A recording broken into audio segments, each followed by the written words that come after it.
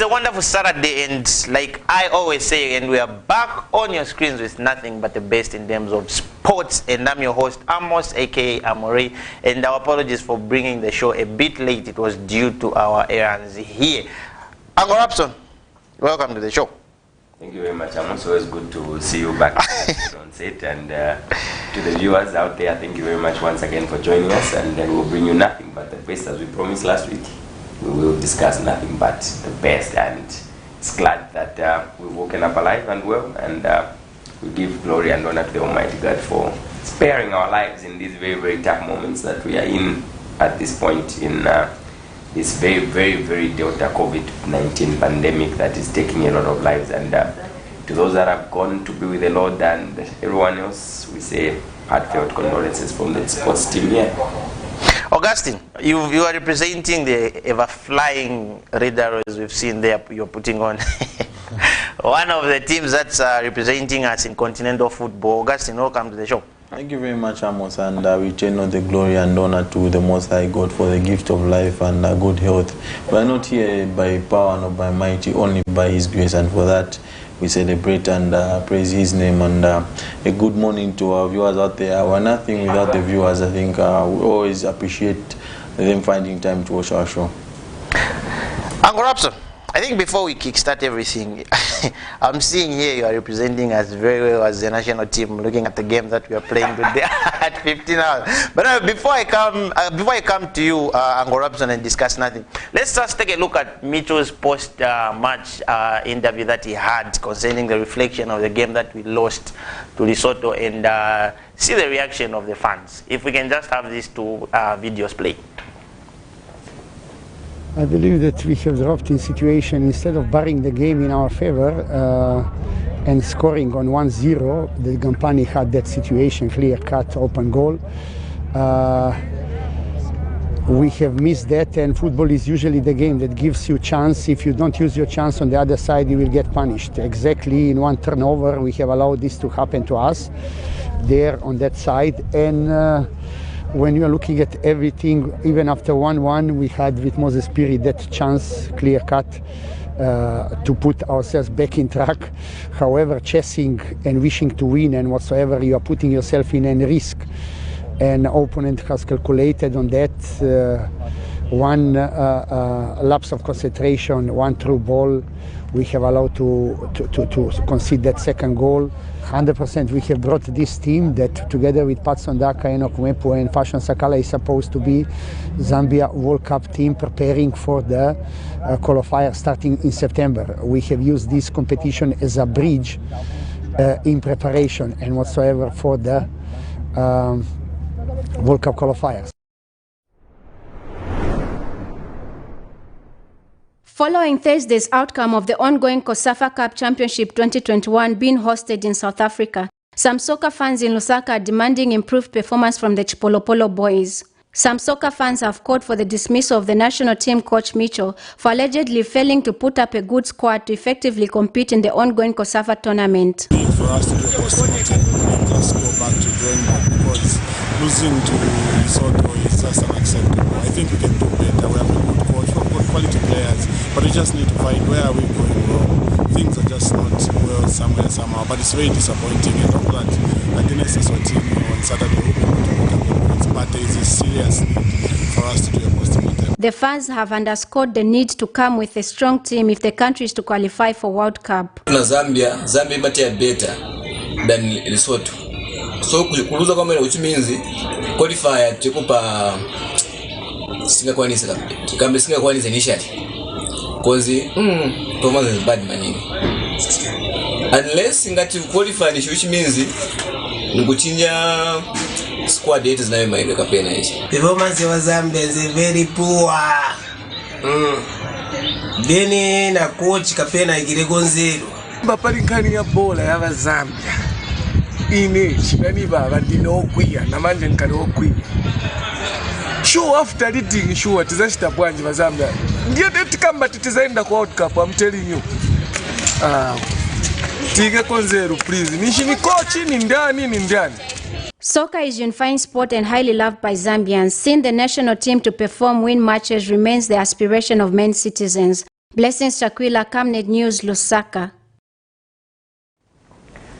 The starting 11 that lost that game, the ones that fans are complaining, is, I'll start with it. We cried for Kennedy Mwene to be back, and he was back. In the goalpost, there was Kennedy Mwene, and then there was a right back, Benedict Chepeshi, Adrian Chama, Benson Sakara, Kelvin Kampamba, Sarulan Piri, Gampani Lungu, Justin Shonga, Roderick Kawe, Kawasochongo, Augustine Mulenga. Angorapson, I'll start with you since you are the one putting on our replica. Angorapson, when we look at this team, I think so far it's the strongest team we can assemble without Enoch Mwepu, Patson Daka, and Fashion Sakara. Maybe just to mention a few, sorry.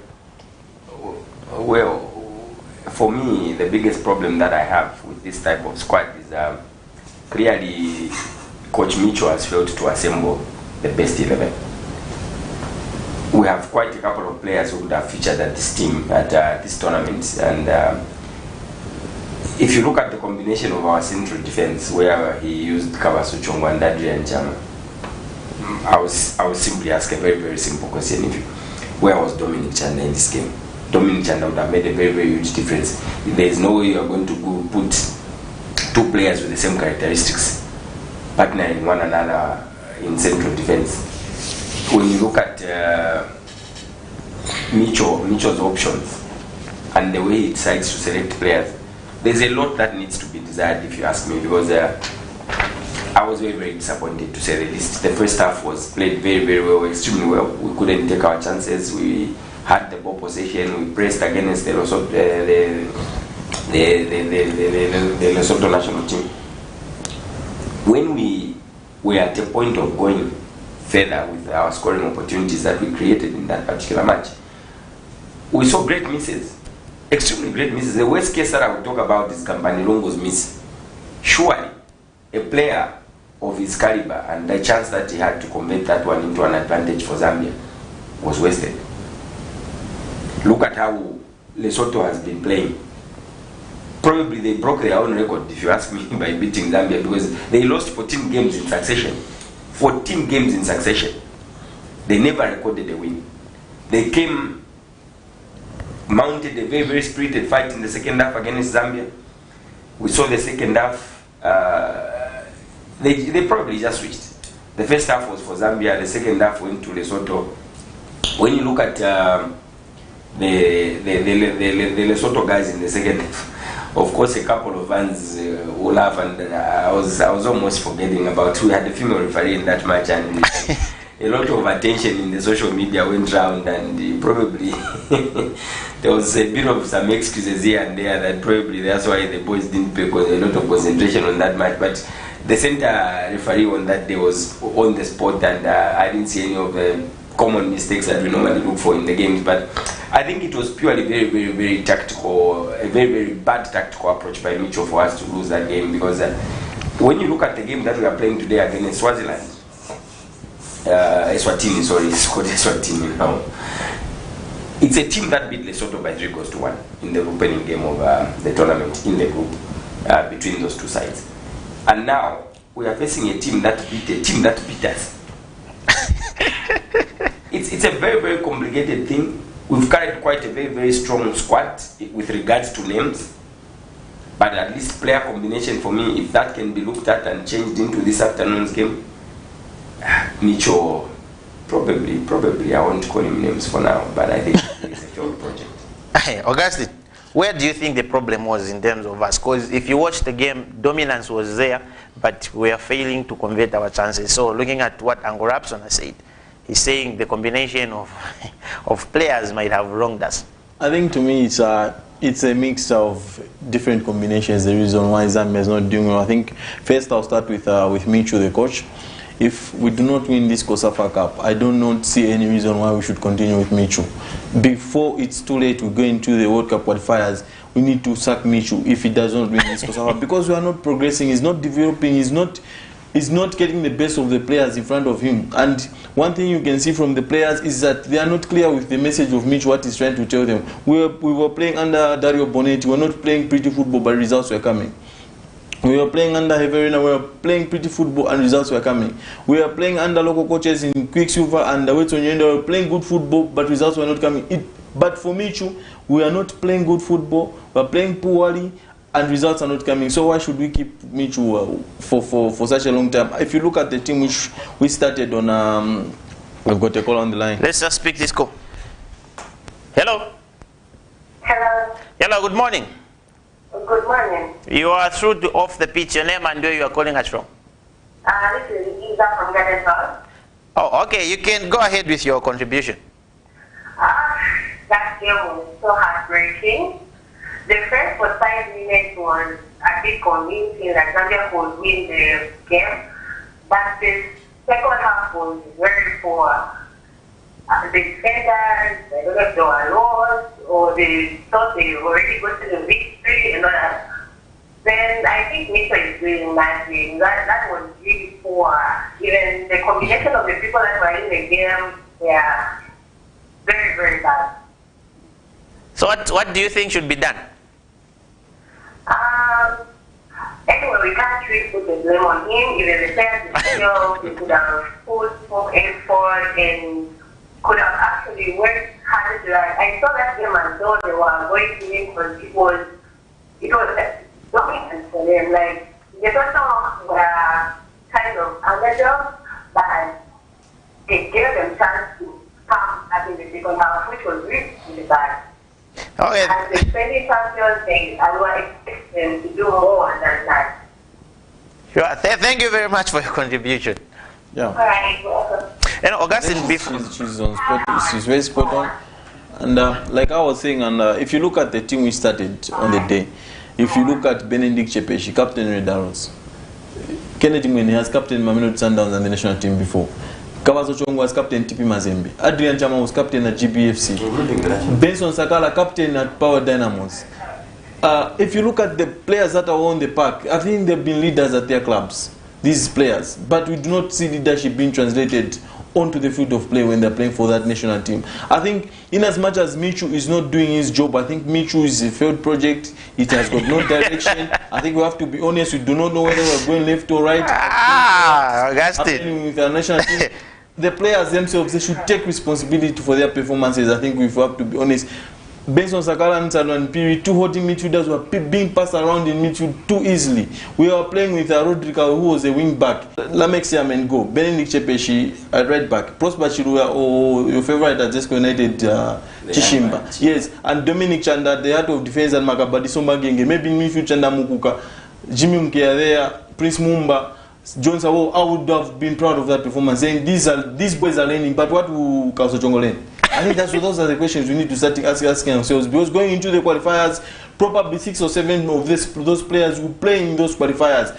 We will have the exception of maybe Person Daka who come in, Enoch Mwepu, Fashion Sakala, and maybe Cletus Chamatara. Those are the obvious players who can just walk direct into the starting 11, which were not present that day. I think to me it's a big shame if those players cannot respect that jersey that they're putting on. I think they need to up their game. They need to I think hold accountable of themselves. I think departmental wise we are all over the place. The performance was lackluster. I think to me it's poor Michu, poor players. I think Zambian football is on his knees. Angorapson, where have we gone wrong as a football nation?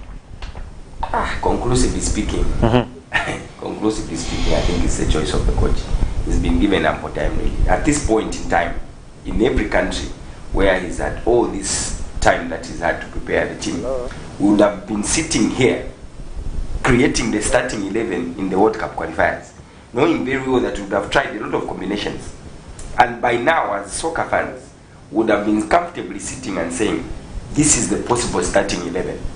But with Mitchell's random selection of players and the poor tactical approach to matches, it's practically impossible for any soccer fan to say these are the players who are going to play World Cup qualifiers. The combinations that he has tried, I think in everything that he has done, for lack of a better term, he has failed. He has failed.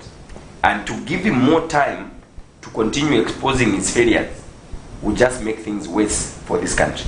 Why do I say so? Why is it that now countries, the moment they have a fixture against Zambia, They are roulating. It's a walkover. They are roulating. It becomes like, oh yeah, great. We are playing a country that was once powerhouse. And now, where are we? Down on our knees as a country. It's practically very, very, very disappointing. You know, I think even this afternoon against an Eswatini team, whose population is equivalent to that of Lusaka, we are going to have a very, very difficult game this afternoon. Clearly, there's a lot that this man needs to change if we are to make a difference this afternoon. The question that I have is Zambia capable of bouncing back this afternoon and getting the qualifiers, the COSAFA? You remember that this COSAFA doesn't have quarterfinals. It's straight away, top 2 in one group, top 2 in the other group, you get into semi-finals. Out of the 5 teams in the group, can Zambia be among us the top 2? The question will be answered this afternoon. And as we wind up on this topic and we look at other issues, Angorapson has left us with a question. Is Zambia going to bounce back, or is Zambia going to defend the COSAFA Cup? You can call us and give us your views in terms of your thoughts, and we'll continue giving your views as well. Angorapson, let's pick it up from the transfer. We saw it was Patson Daga first, and then we were like, oh, okay, cool. And then rumors came like, oh no, you're not going to have another season. But we saw 10 of events where we saw Brighton and Nani signing in the computer.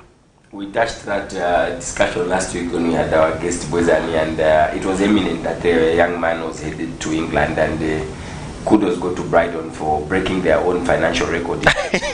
One of the Zambia's best midfielders of the moment, and for me, it's very, very good for Zambian football, because at this point in time, if a club can break a record for the midfielder of Enoch Mwepu's caliber, it gives us a picture that game time is just like guaranteed.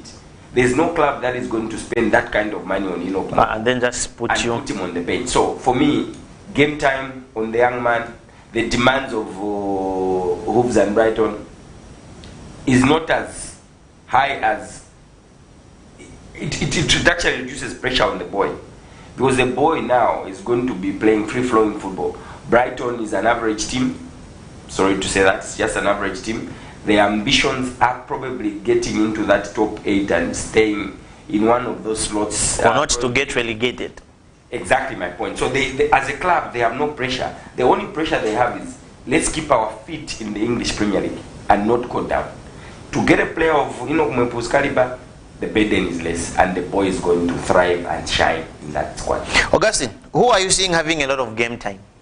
I think looking at Brighton, I think they've got Yves Bissouma, who's been scouted by many teams. I think Paris Saint-Germain, for him, Real Madrid, Arsenal. He may be the guy that will leave that space so that Enoch Mwepu will go in and feel like Uncle Rapson and said there's no way Brighton can spend such amounts of money and just put him on the bench. I think they've got faith in him. I think listening to the manager, Graham Potter, I think I picked up some keywords. He said Enoch Mwepu is easy to adapt, and he will learn and develop. I think those are the key words, learn and develop. Because if you go to a Chelsea, go to a Manchester United, or to Arsenal, there's no time for development there. It's just about results. But here, they offer him that time to learn and develop into a player of a world-class midfielder that we know Enoch Mwepu to be.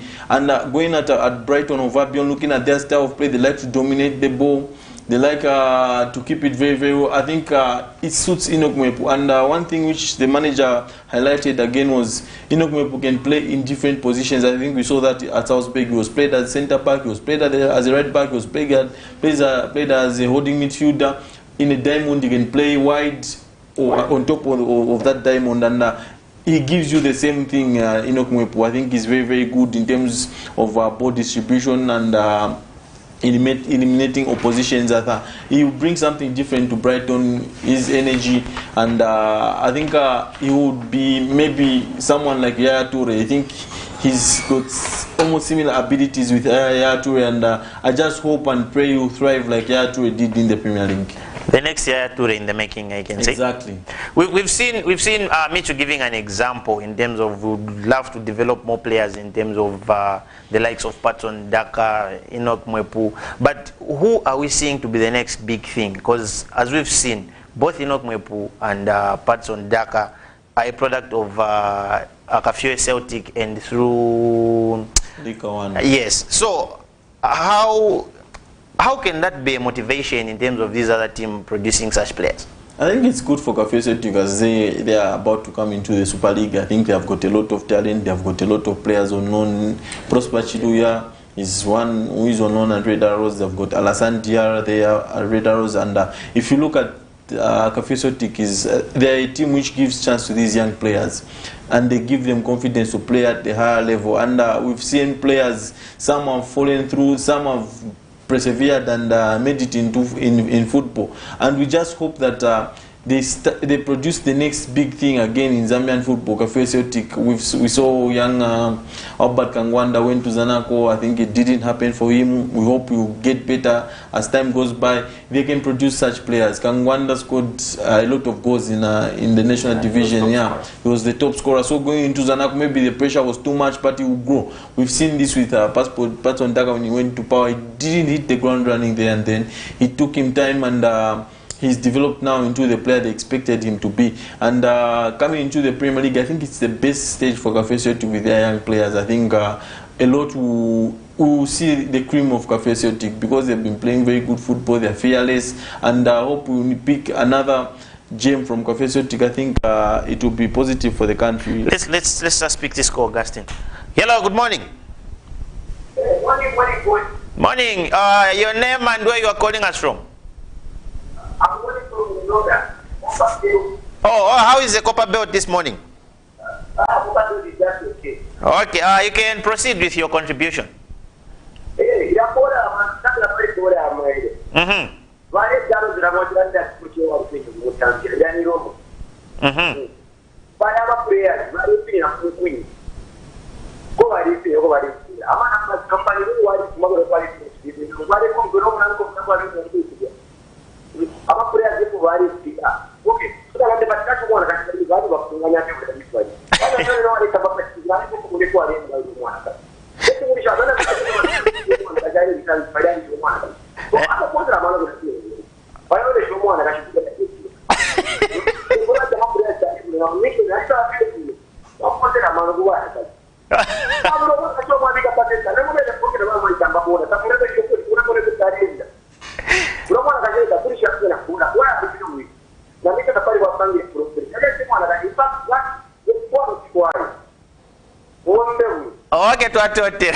But I think if I may jump in, I think it's wrong to say that they are concentrating on the lady, because even Lesotho, I think the guys, their team, they are men. Yes, they are men as well. I think he's disrespecting the lady, if you ask me, because she's an official. I think we do not see this when when a man officiates a women's game and women start coming out and say the distraction was the guy who was officiating. I think it's very, very wrong. I think we do not accept that. No, I think it's just not acceptable. I think if you remember one incident when Sergio Kunaguero went and had the woman who was officiating one of the Premier League games, I think there was a fine which was imposed on him because it's more like disrespecting someone, because you do not do that to a fellow man. So why do that to a woman? I think it's unacceptable. He's talked about Michu is the right person. I think these players were not the guys who are at Chan. What did we do at Chan? We failed. These players were not the guys who are playing qualifiers. He has used different players, all the players that we have in Zambia, but he's failing. So who is wrong now? Well, the man has just brought us into a lighter note. I have spoken about this, and dealing with it so much is probably just making me feel extremely bad as a fan, and probably as somebody who plays and loves football a lot.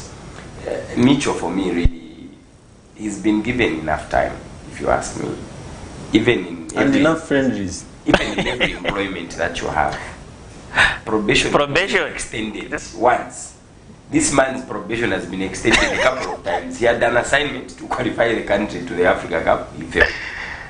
Now he has shifted focus to COSAFA, which is heading into failure. From COSAFA, we are still going to try the same failure into the World Cup qualifiers. For me, if there is a term that I can't even hide from using, it's a failure. Because he's had enough time. And kudos to the football administrators, by the way. Let's separate Andrew Kamanga's administration from the failure of the national team, because Andrew Kamanga's administrative preparation for the national team, we have all seen. They have done exactly what an administrator can do.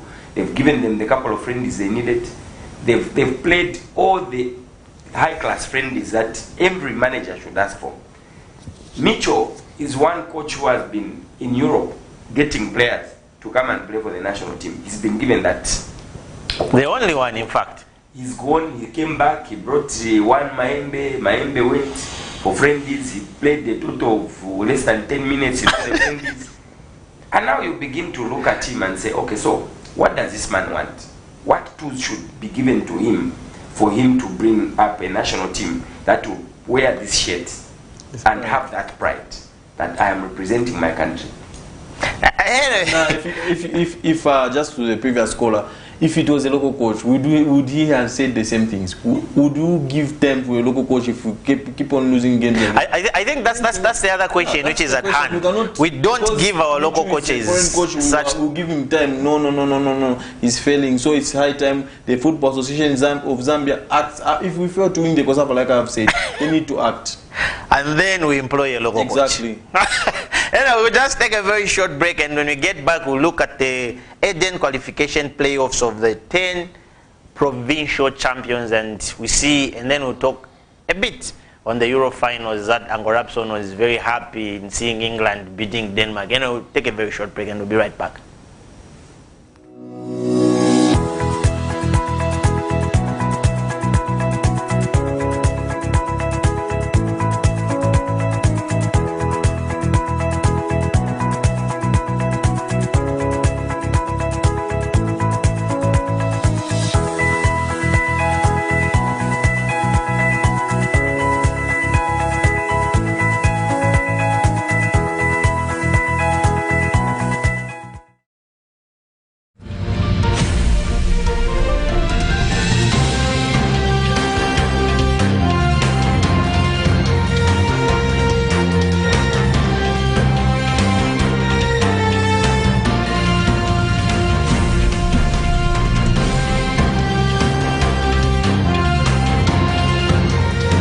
This is Camnet TV World News.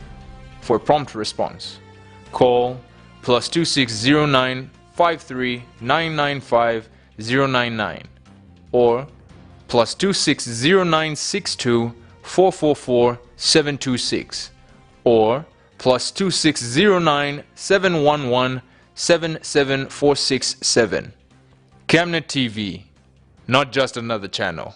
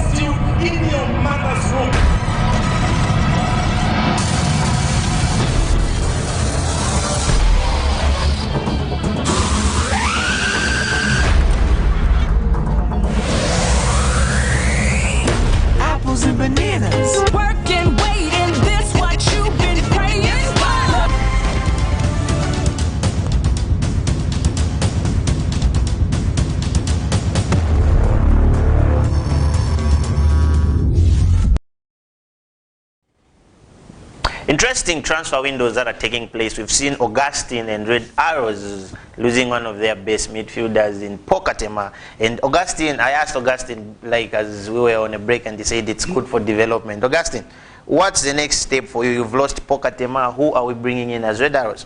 Any rumors? Red Arrows are looking at a couple of midfielders, I think, to replace Pokatema. It's interesting to look at the names, but if they are officially out, that's when you give the names out. But Red Arrows are in search for a holding midfielder to come and replace Pokatema. There was a bit of confusion in Pokatema's transfer.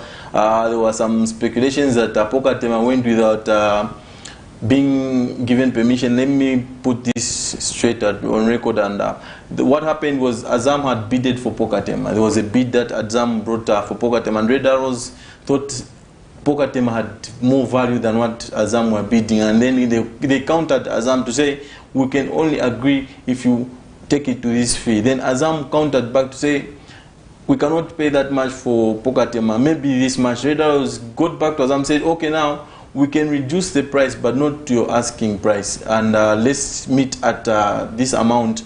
Then there was an agreement in principle. Then Pokatema was given permission to go and do the medicals at Azam. Before the transfer was concluded, I think it was leaked that Pokatema was in an Azam kit, and speculation broke that Pokatema had signed for Azam, and now the club has had to stand their stance because the final negotiations have to take place for you to officially announce the signing. That it's different between bloggers, us bloggers, and the football club. Us bloggers, we can blog, but for football clubs, they've got a certain way how they announce signings. When both teams' agreements is there, the international transfer certificate has been communicated football house for request for the international transfer certificate, so that everything is concluded. That's when clubs now come in to confirm the signings. But Pokatema was permitted to go to Tanzania, do the medicals, and sign for Azam, and which he has moved on now to Azam. Uncle Robson. Well, for me, Azam Football Club is probably the third highest name in terms of football with regards to how Tanzania is faring.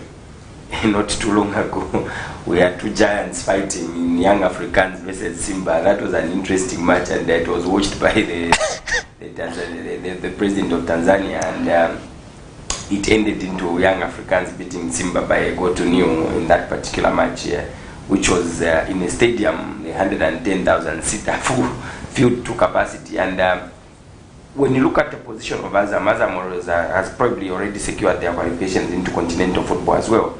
So for Pokatema to move from a team that has qualified for continental football in Zambia to join Azam is a household name in Tanzania, by the way. And when you look at Azam, to those fans and the viewers who are listening to this program, I can only liken Azam to the potential and capacity of Trade Kings in Zambia. The way Trade Kings is in Zambia is exactly how Azam is in Tanzania. So they have great sponsorship. They have got their own TV station. They have got their own water, their own... Which beams the entire league, their TV station. Exactly. So Pokatema's move to Azam and Azam's qualification to continental football in Africa is nothing but a blessing, and builds a relationship between Red Arrows.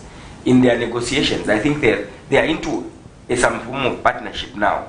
It's not a one-off transfer. Remember, Azam is being coached by one chicken, George. And he worked with Paul at the national team at Arrows. National team and Red Arrows as well. So he has built that relationship, and also needs a bit of a player, a holding player in midfield who's a workaholic like Pokatema to help Azam at continental level. So for me, it's a very, very great move for Pokatema. Great relationship from Azam and Red Arrows, and we'll probably see quite a couple of players going to Azam. One of the other players that we talked about last week who has moved into the Tanzanian league is Charles Zulu. Charles Zulu was once upon a time a very, very great player for Sanako Football Club. He went into South Africa. He couldn't fit in that type of league, and now he has trekked into Tanzania. And that league in itself is developing at a very, very, very fast rate, if you ask me. And just quickly, we saw Maseo Kalonda being unveiled as a Kawara's player. Then Zesco United come in and say the only player that have released is John Makwata. I think it's interesting to see how this transfer unfolds. And we saw the young Lungu from Quito United, I think is believed to have joined Zesco United. I think it's going to be an interesting transfer window. Let's look at Napsa Stars and Corruption. I think earlier I spoke of Napsa Stars saying they might lose a lot of players, looking at them going into the Eden League. Well, what killed Napsa Stars into going down into the Eden Division 1 league is because of, I think they couldn't contain the pressure of playing continental football as well as the Zambian Super League. If you look at a couple of players there, one player that holds, one or two players that I hold in very, very high esteem, not to disrespect the others, is a player of Dixon Chapa's caliber. That player, any of these top 4 teams who are representing the country in continental football, they need a player of Dixon Chapa's caliber. if they are to succeed at continental level. He's one player who is a workaholic, similar characteristics to Pokatema's attitude in a game. Those are the players that these top 4 who are playing continental football should be looking at. Jimmy Mkea, very raw, very talented. I don't see him playing National Division 1 football. He probably, immediately after COSAFA, we'll start getting some confirmations of these rumors that these players are now moving on. And NAPSA Stars, apparently I got wind of the news that they have recorded all their players who are out on loan, and probably they are trying to reorganize, knowing very well that the ones who actually were at the club before they were relegated into Eden will probably be seeking greener pastures, and every player who was out on loan is being recorded because they are assuming that they've had game time where they went and now they have to come back and build the NAPSA Stars back to a stage where they can compete for Premier League qualification next season. My question still goes back to what's next for players like Emmanuel Mayuka. Are we seeing any interesting team coming for him? Very, very difficult. Sorry to say this, but Emmanuel's form, I don't know whether he was injured towards the end, but one thing that we can't run away from is the moment Muhammad Fati was separated from NAPSA Stars. That was the end of Emmanuel Mayuka's reign at NAPSA. Towards the end. I don't know whether he was injured or not, but I think it will be very, very interesting to see which club goes for Emmanuel Mayuka. He's very, very talented. We can't take that away from him, but I think his prime time, he's past his prime time. And now, these are players who should be very, very disciplined and emulate what James Chamanga is doing at Red Arrows by incorporating the youngsters and just giving them that experience to learn and just manage the game from that perspective. So it will be interesting to see which club goes for him, and I'm sure he still has some football in his legs, but clearly he's past his prime time if you ask me. Augustine, what's your take? I think it will go down to how good is his agent. I think it's all about the agent. I think if he can find a better club for him, but we saw the best of Emmanuel Mayuka in the first round. I think he got a couple of injuries in the second round, which he eventually lost his place to Jimmy Mkea and Daisy Soko, and he was out of favor.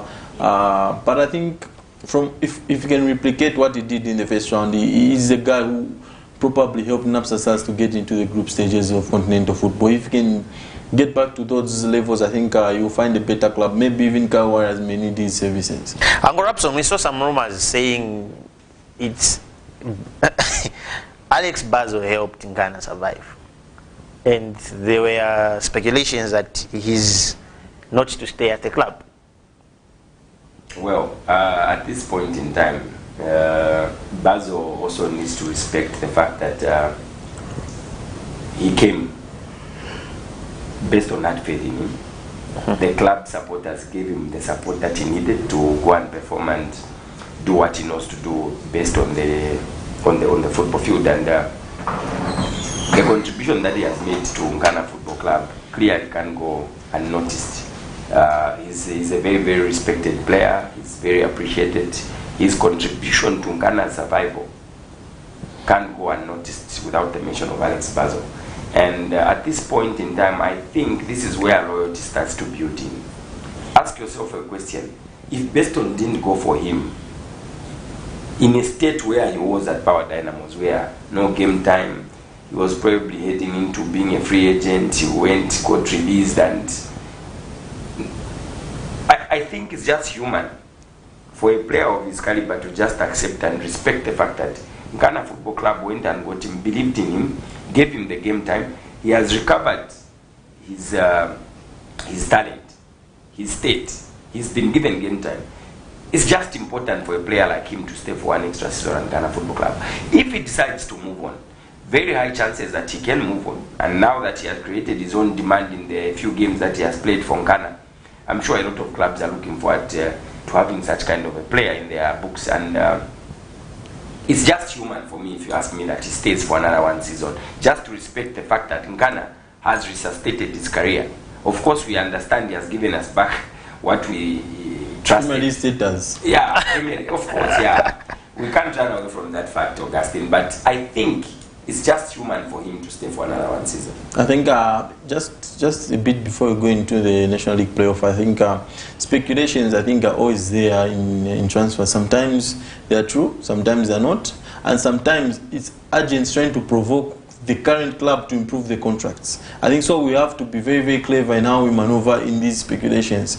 Sometimes it's just an agent trying to attract interest from a different club. Demand, exactly, yeah. That's how it works. I think we saw this with Sergio Ramos when he wanted an improved contract at Real Madrid. He started telling the media that he wants to move to Manchester United so that Real Madrid and can. PSG, yeah, exactly.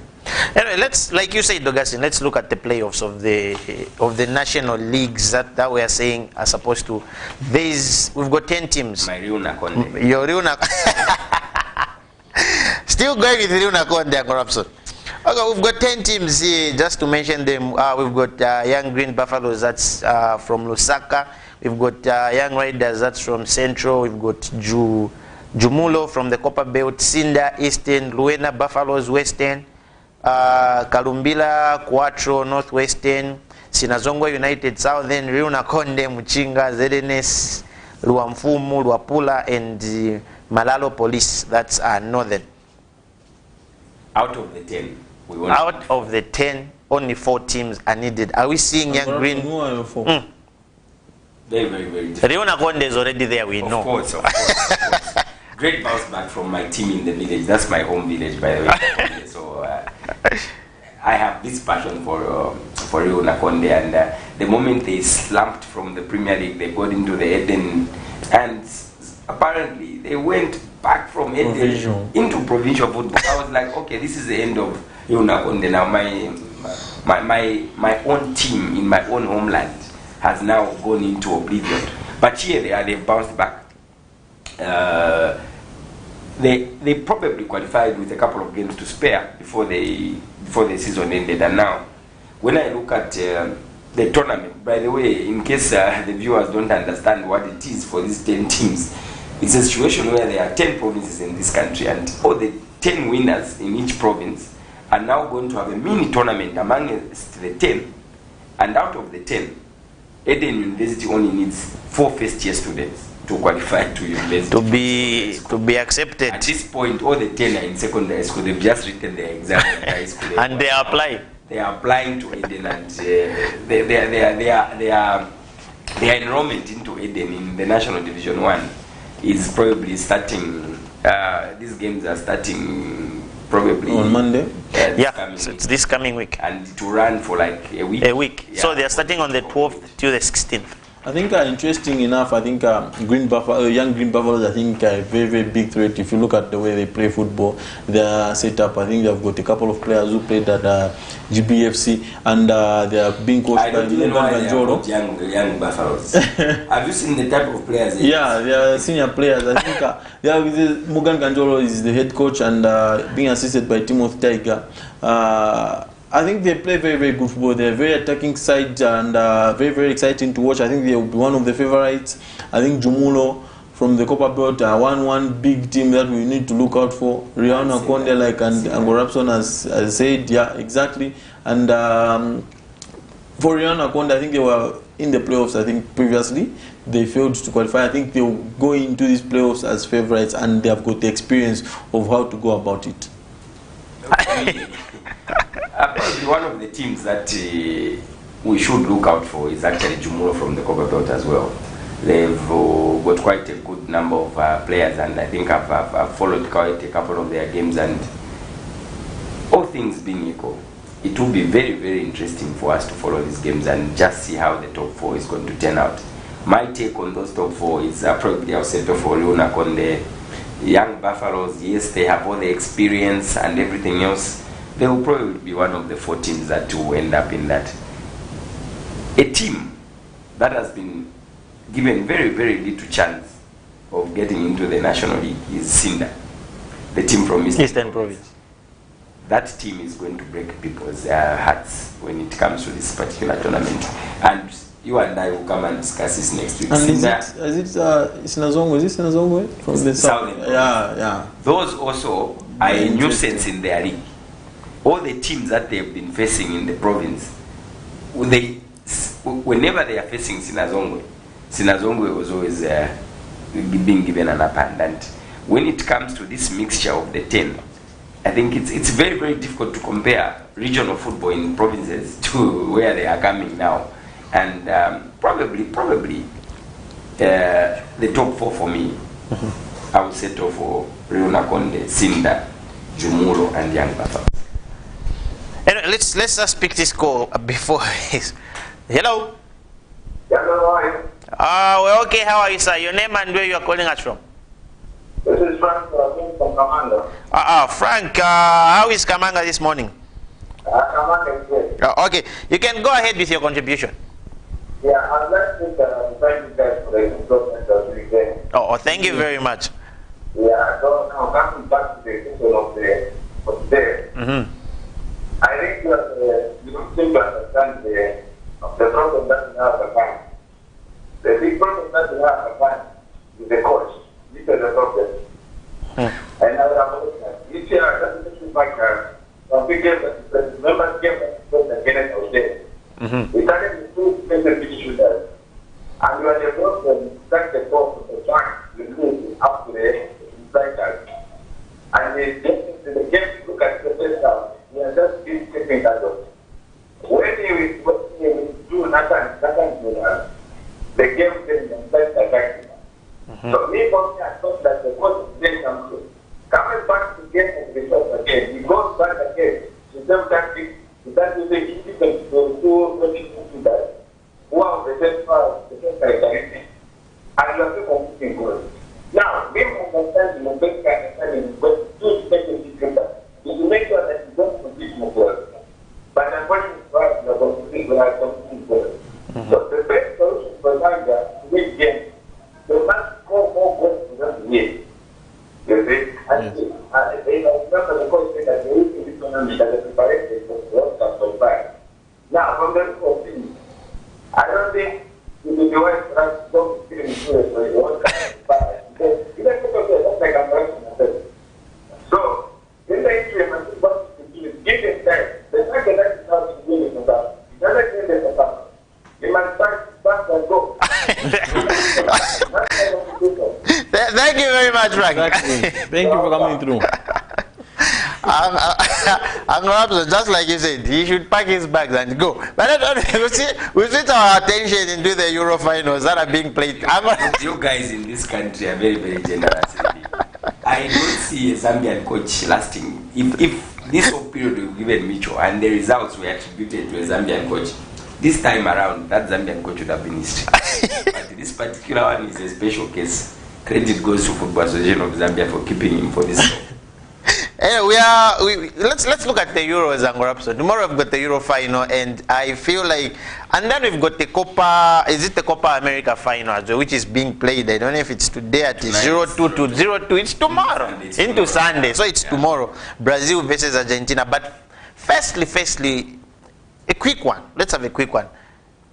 We had a very good discussion in the group, Angorap, where me and Augustine felt like England was favored. And you were busy saying, or maybe Augustine, let me start with you. Was that a penalty? No, never in a million years. It will never be a penalty. I think you cannot see any contact, I think, on Raheem Sterling, whether you look left, right, or the different angles. All the angles they showed, I think that was cheap from Raheem Sterling. I think it was a poor dive by Raheem Sterling. If it was an African player, I think he would have been slaughtered by now by the English media. He would have been on his head, and this is shameful. But because it's Raheem Sterling and it took them to the final, they are very silent, I think, the English media. And going into this final against Italy, I think the Mafias, it's going to be a very tricky encounter for both sides, and it's going to be the battle of midfield. I think Declan Rice has done very well, if you have to be honest, in this tournament, alongside Kelvin Phillips. It's either Mason Mount or Jack Grealish or Phil Foden in front of them. They have been very decent. Italia have got more experience and more winners in their midfield. Jorginho has won the Champions League with Chelsea. Barella has won the Serie A with Inter Milan, and Marco Verratti the Ligue 1 with Paris Saint-Germain. So they are winners in that midfield, and they've got Giorgio Chiellini and Leonardo Bonucci at the heart of defense. They have been through to this final. They got beat 4-0 the last time when they faced Spain in the final. So they've got the experience of being in these finals. England names may come in for the English players. I think we saw it in the semi-finals when Denmark were asking questions of England. They started to look like they were going to break. I think Federico Chiesa and Lorenzo Insigne will be very, very key in this encounter. Chilo Immobile will occupy those two centre backs in Harry Maguire and Stones. I think England, Raheem Sterling will be very, very key because Emerson is always going up, attacking. When Italia in position, you be leaving spaces in behind. Maybe that's the outlet which England may use, but I just hope for Italia to win this final so that they shut the English media. I think they are talking too much. Uncle Robson, there's a slogan that has been made in England. It's coming home. Is it going home? The spelling of home and Rome is separated by one. Actually, that's it. So it could go either way.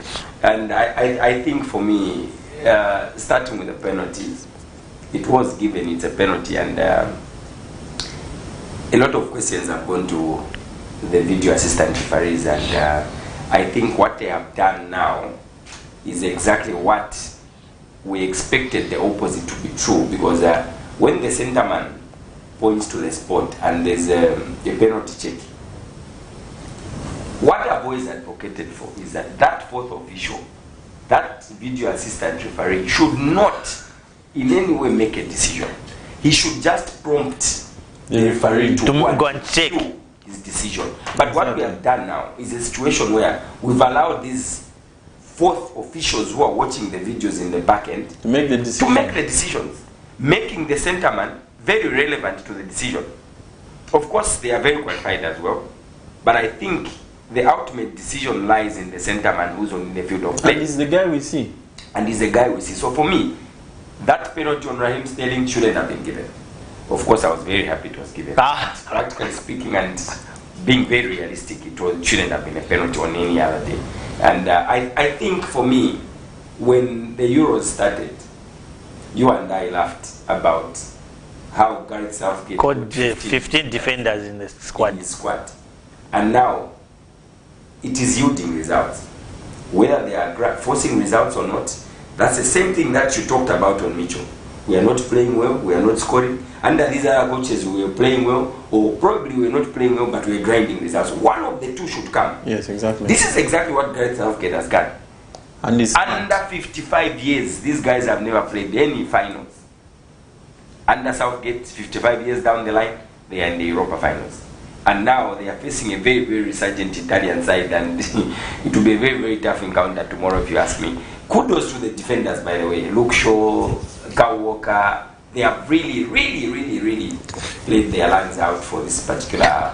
Due to time, Uncle Robson, because someone is giving me signs, yeah? The decision of Jack Grealish being taken off was very, very tactical, and credit goes to Southgate true, for taking that player off. We also, when he went in, what he did, and the decision of taking him off when England was leading by a goal to nil was very, very highly tactical. This is exactly what Mitchell is lacking.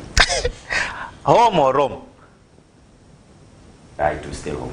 Home or Rome? I think it's going to Rome, and I just hope Lionel Messi wins his first title with his national team. A player of such caliber, I think he just needs to win something with Argentina. Hopefully Messi wins something with Argentina. Just quick ones. Kamanga and Michu all are failures since it's their time to go. Uncle Robson, give us a lineup. No, they can't. Too much experiment. Yes, it may defend. All we need is too much effort on the next games. And well, in my own opinion, I guess Zambia won't defend the COSAFA Cup because of their poor performance and results. But we'll decide, the game will be decided at 15, where Zambia is facing Eswatini. That's today. If I'm not mistaken, yeah, it's today. But then on behalf of the whole entire production team, Uncle Robson, who is going home, and Augustine, who is going to Rome, hopefully we will see Messi winning his first major trophy. And like I said earlier, to Precious Sakaleji, who has been directing us on all the shows, happy birthday to you. Hopefully you enjoy it. Not forgetting Isaac upstairs there. Stay glued to the TV. Before you sign off, August. It's Precious' birthday. Yeah. Happy birthday, Madam Producer. We appreciate you and we really love you, and God continue blessing you. Happy birthday to you. To the fans that we promise that we'll grind a lot of stuff about women's football, we promise next week to you next week, because we still have a week or two before the actual kickoff of Olympics, and we'll bring you nothing but a detailed analysis of how the national team is going to perform and how their preparations have been next week's show. Hopefully, the fans who are watching again, I think next week, those of you who will be in for a surprise. You will be in for a surprise. We are likely to have a very, very special guest from Ghana Football Club next weekend, and we'll hope to see you then. Angorapson has said it all. See you next week. Stay glued to the TV as Amazing Katamanda brings you nothing but the best in terms of gospel with the weekly gospel show. We're out.